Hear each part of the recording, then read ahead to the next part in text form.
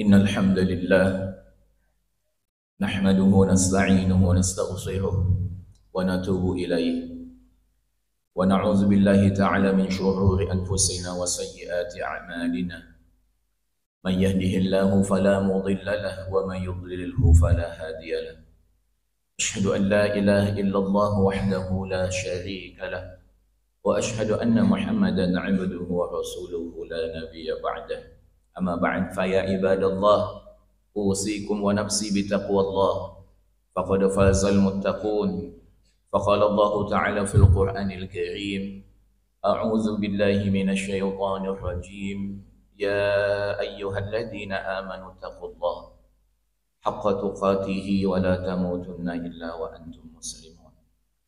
Jamaah salat Jumat hamba Allah yang dirahmati Allah, alhamdulillah segala puji hanya milik Allah.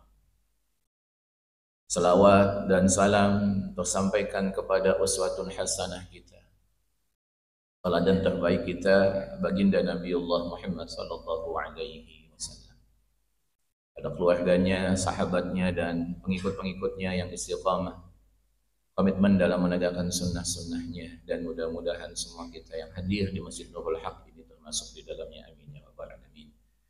Jamaah kaum muslimin, hamba Allah yang dirahmati Allah, kita sudah masyhur sering sekali mendengar firman Allah yang ada dalam surah Al-Ahzab, surah ke-33.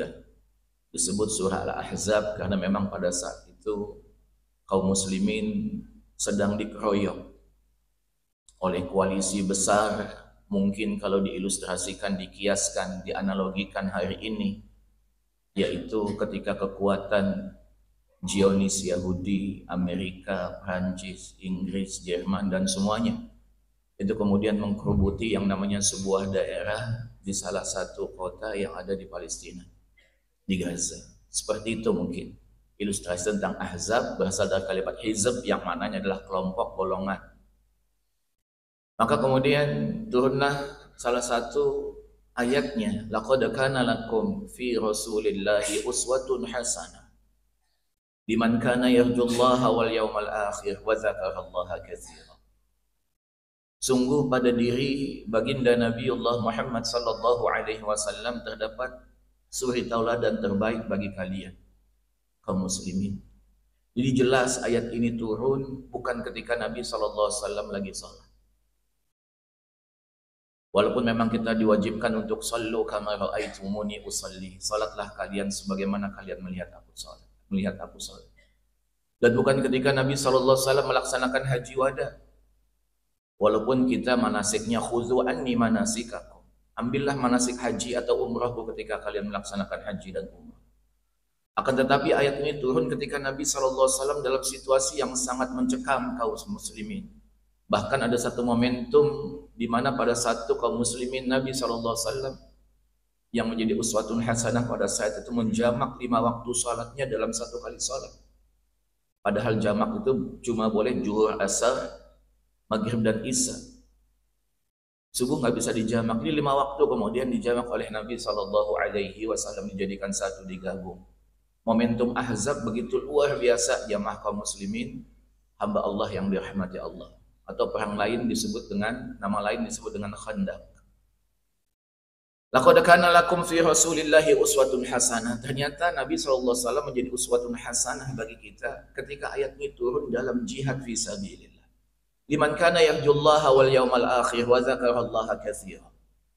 Dan ayat berikutnya, ayat ke-22-nya jelas, semakin jelas terbuka. Ya, kebanyakan kita kemudian hanya mengutip ayat yang ke-21. Begitu kemudian ayat yang ke-22 dan 23 kemudian kita membacanya. Walamma ra'al mu'minuna al-ahzaba qalu hadza ma wa'adana Allah wa rasuluhu wa sadaqallahu wa rasuluhu wa ma zadahum illa imana wa taslima. Minal mu'minina rijalun sadaqu ma 'ahadullah 'alaihi faminhum man qada nahbahu wa minhum man yantazir wa ma baddalu tabdila. Semakin jelas ayat ini. Walamma ra'al mu'minuna al-ahzab, ketika kaum muslimin kemudian melihat pasukan yang bersekutu yang akan menghancurkan kota Madinah pada saat itu.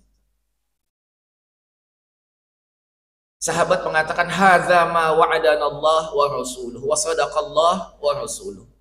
Inilah dulu yang dijanjikan Allah dan Rasulnya, bahwa pasti kita akan dihabisi oleh kemudian orang-orang yang bersekutu yang tidak menginginkan Islam itu eksis. Dan benar janji Allah dan benar janji Rasul sallallahu alaihi wasallam. Sampai kemudian pada satu sahabat ada yang bertanya, amin killatin nahnu ya Rasulullah? Amin killatin yawma idzin nahnu ya Rasulullah? Apakah pada saat itu kami sedikit? Bal antum katsirun.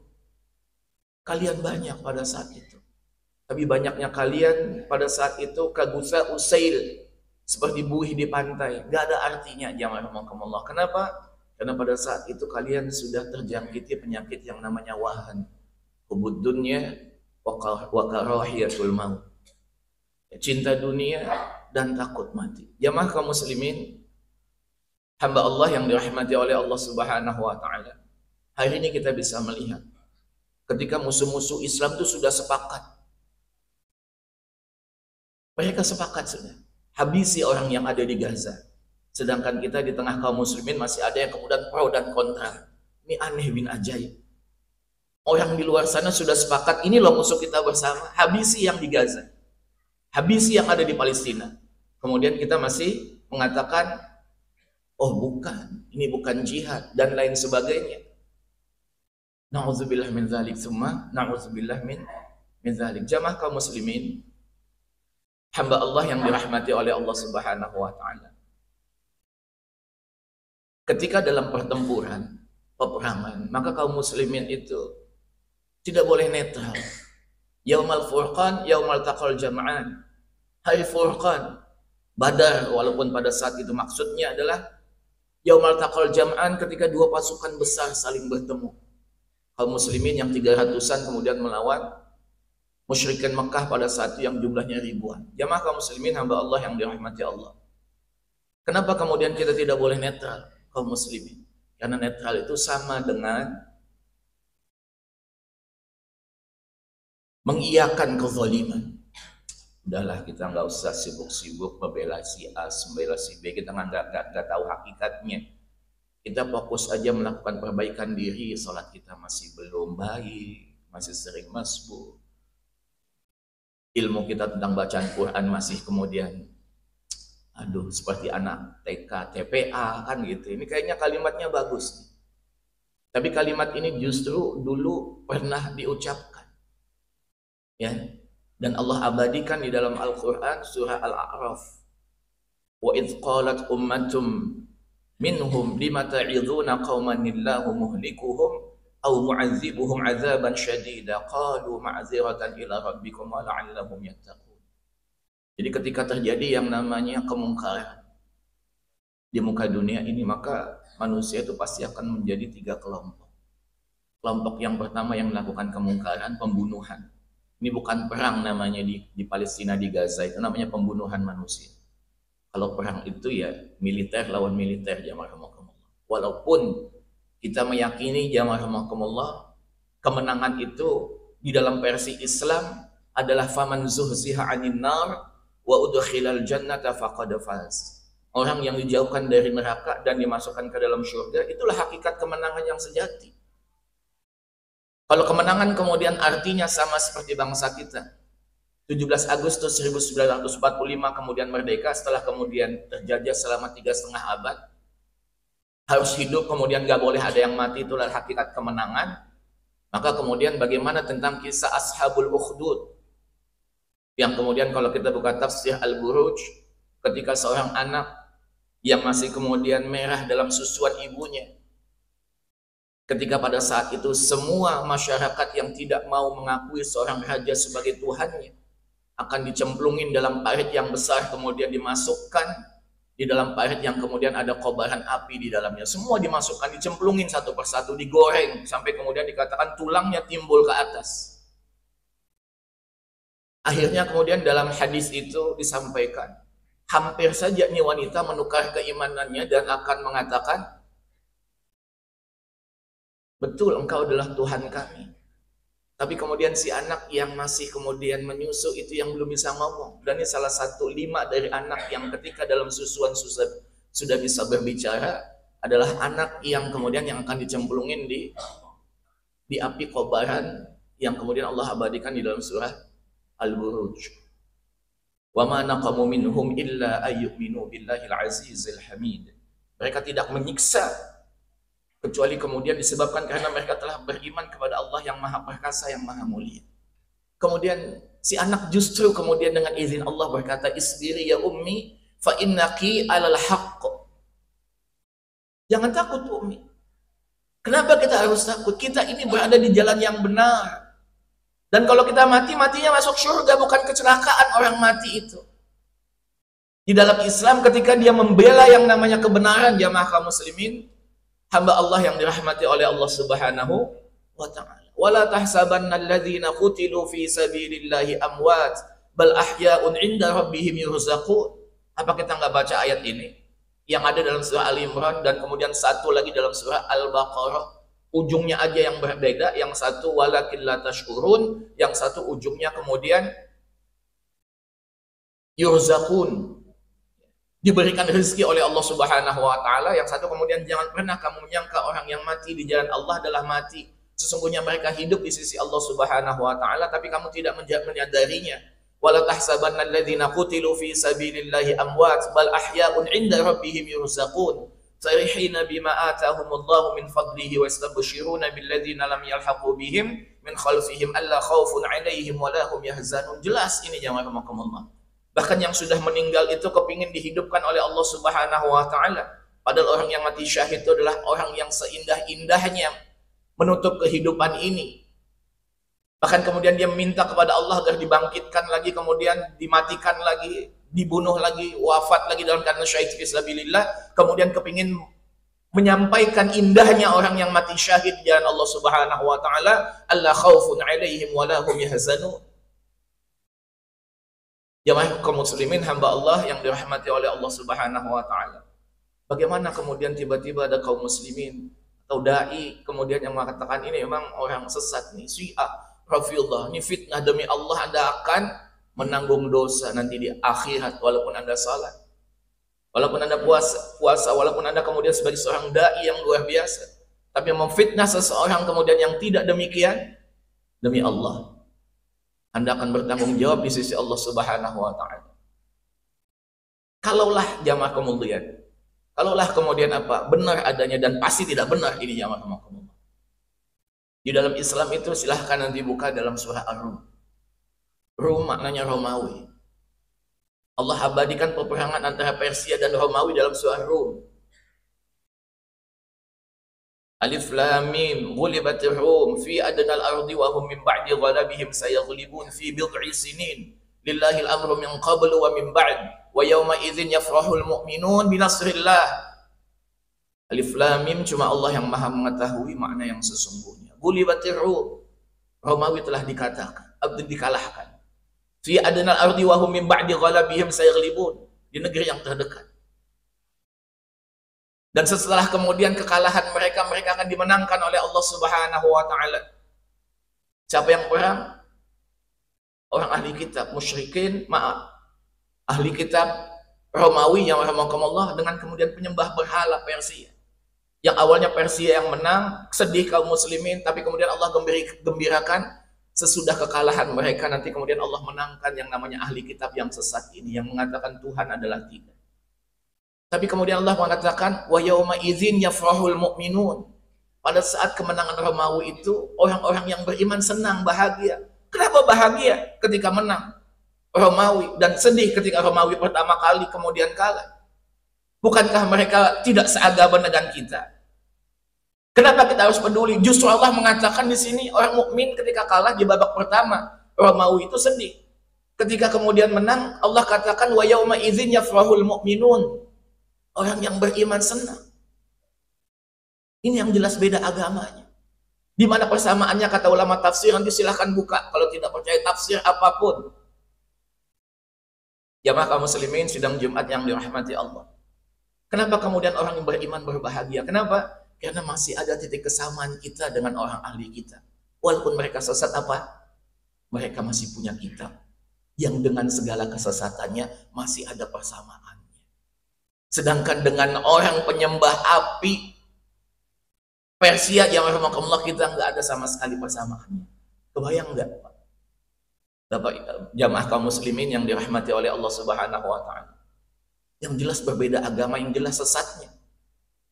Harusnya kemudian Allah tidak menginformasikan ngapain juga yang begini-begini, sampaikan ya Allah. Ini untuk membuka mata hati kita, jamaah rahimakumullah. Innaha la ta'mal absar walakin ta'mal qulubul lati fis sudur. Yang bahaya itu bukan mata yang buta, tapi kalau sudah mata hati. Ini yang akan menjadi musibah di hari kiamat nanti. Makanya kewajiban kita jamaah kaum muslimin sidang Jumat yang dirahmati oleh Allah Subhanahu wa taala, jelas nih ayatnya. Nanti dibuka sehabis kemudian kita sholat. Apalagi kita yang seagama jamaah kaum muslimin dan dituduh-tuduh Syiah jamaah rahimakumullah wal iazubillah. Ini musibah. Orang lain yang tidak seagama dengan kita berbahagia. Sahabat yang bahagia, manusia terbaik yang berbahagia. Apa kita dibandingkan dengan sahabat? Bukan siapa-siapa. Jamaah kaum muslimin sidang Jumat hamba Allah yang dirahmati oleh Allah Subhanahu wa taala. Makanya salah satu kemudian yang paling berbahaya, penyakit yang paling berbahaya yang disinyalir oleh Nabi sallallahu alaihi wasallam adalah penyakit hati. Dan penyakit hati ini sangat-sangat berbahaya. Salah satu penyakit itu adalah tidak empati, tidak simpati. Dan iblis kita sama mengetahui terusir dari surga bukan karena berzina, bukan karena membunuh, tapi kemudian karena penyakit hati, aba wastakbara wa kana minal katsirin. Sombong itu letaknya dalam hati. Dan kemudian iblis juga kemudian punya penyakit hasad, itu juga dalam hati. Sedangkan Nabi Adam alaihissalam salahnya, dosanya bukan di hati, di fisik, memakan buah larangan. Begitupun Nabi mengingatkan kepada kita, wallahi la yu'min 3 kali, demi Allah tidak beriman. Dalam hadis ini bukan yang tidak salat, bukan yang tidak puasa, bukan yang tidak zakat. Dan beliau ucapkan kepada sahabat, qila man ya Rasulullah, siapa tuh? Alladzi la yu'minu jarahu la yu'minu jarahu bawa'iqahu. Orang yang tetangganya tidak pernah merasa aman dengan dirinya, dengan diri orang yang bertetangga itu. Dalam hadis yang lain kemudian apa? Ada orang yang tidur kekenyangan, tetangganya kelaparan. Rasulullah SAW mengatakan juga demi Allah tidak beriman. Ini menandakan bahwa ibadah fisik itu diperintahkan. Tapi empati itu jauh juga lebih diperintahkan. Dan kita ingat, seorang pelacur, baghiyun min baghaya Bani Israel. Pelacur seorang di zaman Bani Israel. Itu kemudian dimasukkan ke dalam surga oleh Allah Ta'ala disebabkan memberikan minum anjing. Anjing yang diberikan minum. Diberikan pertolongan. Bagaimana dengan manusia? Jamaah kaum muslimin hamba Allah yang dirahmati Allah. Mudah-mudahan ini membuka hati kita. Dan jelas Nabi mengatakan al-muslim akhul muslim, la yadhlimuhu wa la yusallimu. Orang muslim itu adalah saudara bagi muslim yang lainnya. Enggak boleh dia kemudian dizalimi, enggak boleh diserahkan kepada musuhnya. Ini memang ghazul fikri itu lebih berbahaya daripada yang namanya ghazul askari. Perang pemikiran itu lebih berbahaya daripada kemudian perang fisik, perang militer. Kenapa? Perang militer jelas musuhnya siapa. Sedangkan yang mati, yang meninggal berapa? Sedangkan ghazul fikri itu musuhnya siapa, temannya siapa nggak tahu. Dan yang mati sudah berapa banyak juga nggak tahu. Jamaah kaum muslimin, tapi alhamdulillah majelis ulama kita di Indonesia telah membuka mata hati kaum muslimin. Dan ingat, MUI itu adalah ulil amri di negeri kita ini. Selain kemudian Bapak Presiden kita. Karena kalau kita buka tafsir apapun, ulil amri itu maknanya adalah ulama dan umara. Ulama dan umara. Bukan hanya umara ulil amri itu, silahkan buka tafsir manapun. Dan kita tahu bahwa dia ada lembaga yang direstui oleh pemerintah. Buktinya setiap kali menentukan 1 Ramadan, 1 Syawal, 10 Zulhijjah dimulakan dengan 1 Zulhijjah, Idul Fitri, Idul Adha, dan Ramadan, maka kemudian Kementerian Agama akan bekerja sama dengan lembaga yang namanya Majelis Ulama Indonesia. Legal, formal, diakui legalitasnya oleh pemerintah. Ketika mereka mengeluarkan Fatwa nomor 83 2023, maka kewajiban kita adalah sebagai umat Islam Indonesia wajib taat. kecuali kita tinggal di luar Indonesia. Kenapa kita mau taat tanggal 1 Ramadan, 1 Syawal, 10 Zulhijjah, tapi untuk kemudian Fatwa 83 2023 kemudian kita abaikan? Aneh. Padahal tidak ada kemaksiatan di dalamnya. Jamaah kaum muslimin, hamba Allah yang dirahmati oleh Allah Subhanahu wa taala. Mudah-mudahan Allah Subhanahu wa taala menerima yang wafat yang jumlahnya hari ini sudah hampir 16.000 orang di Palestina sebagai syuhada. Yang sakit kemudian diberikan kesembuhan, yang masih hidup kemudian diberikan kesabaran. Dan jumlah kemudian bom yang sudah jatuh di sana jumlahnya sudah hampir 3 kali lipat bom yang pernah dijatuhkan oleh Amerika di Hiroshima dan Nagasaki. Itu cuma 15 juta ton. Ini sudah hampir 40 juta ton. Ya, TNT-nya. Yang rahmatullah hulu ledaknya. Tapi mereka kemudian subhanallah, sangat-sangat luar biasa anak-anak mereka. Mudah-mudahan anak-anak kita pun seperti mereka. Ketika kemudian kehilangan orang tua mengatakan, enggak, orang tua saya sedang menunggu di babul jannah, di pintu surganya Allah Subhanahu wa taala. Mereka tidak hilang, mereka sedang menunggu, dan saya juga sedang menunggu giliran saya. Minal mu'minina rijalun sadaqu ma 'ahadullah alaihi. Faminhum man qada nahbahu wa minhum man yantazir. Begitu kata Allah di lanjutan 23 dalam surah Al-Ahzab tadi. Di antara orang-orang yang beriman itu adalah orang yang komitmen dengan janjinya. Dan komitmen dengan janji itu pasti kemudian ada yang gugur sebagai syuhada, dan kemudian sebagian lagi sedang menunggu-nunggu. Wa ma baddalu tabdila, dan mereka tidak pernah merubah janjinya kepada Allah Subhanahu wa taala bahwa mereka akan mempertahankan kiblat kaum muslimin yang pertama. Makanya kemudian operasinya disebut dengan Taufanul Aqsa. Aqsa, bukan Taufanul Palestin, bukan Taufanul Gaza, supaya kemudian kita terpanggil. Ini loh kiblat kaum muslimin yang pertama. Tapi kemudian pemerintahan selalu mengatakan perang Hamas dan Israel. Ini kan cara mereka. Tapi kalau Taufanul Aqsa, Aqsa. Subhanalladzi asra bi 'abdihi lailam minal masjidil haram ilal masjidil aqsa. Tujuannya memanggil kaum muslimin ini Aqsa, ini bukan hanya Palestina, ini Aqsa. Aku lu qauli hadza wa astaghfirullah li wa lakum wa li sayyiril muslimin wal muslimat fastaghfiruhu innahu wal ghafurur rahim.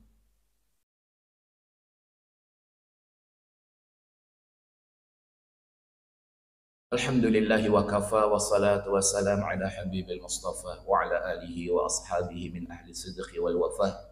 Asyhadu an la ilaha illallah wahdahu la syarika lah wa asyhadu anna Muhammadan 'abduhu wa rasuluhu la nabiyya ba'dah.